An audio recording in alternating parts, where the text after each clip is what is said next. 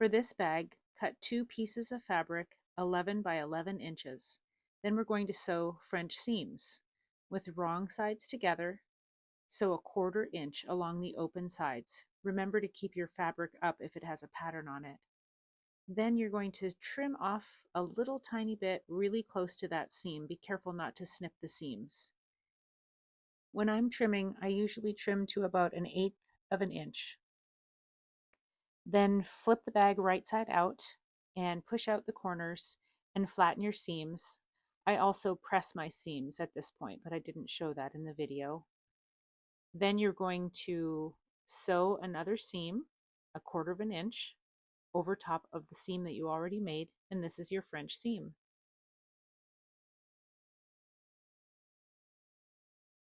See how nice and neat it looks? There are no raw edges showing at all. Now measure the top of your bag and then cut out a piece of facing so that it's the same size as the top of your bag. I used about a 3-inch piece. I have 2 straps here measured about 17 inches each. Pin the straps down so that they are evenly spaced. I usually measure about 3 inches from each side. Then sew the straps down, and I usually backstitch over the strap just to give it extra strength so the bag can hold a lot. Now we're going to attach the facing with right sides together. Pin the facing to the bag.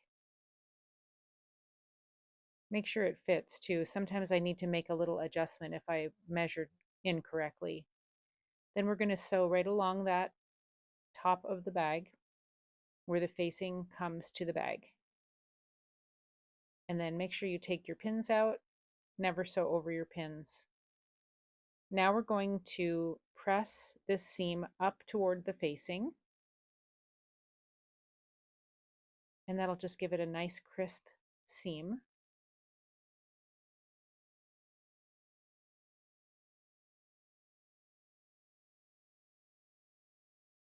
And then fold the facing in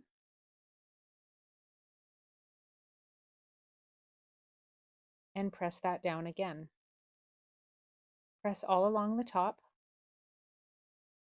These straps will probably melt if the iron touched it, so I'm trying to be careful not to touch the straps with the iron.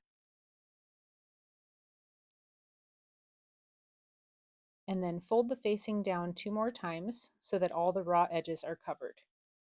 I like to press it at every stage of this process.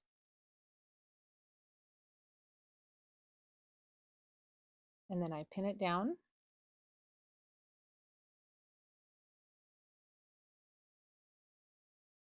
And you're just going to sew that neatly along the edge of the facing.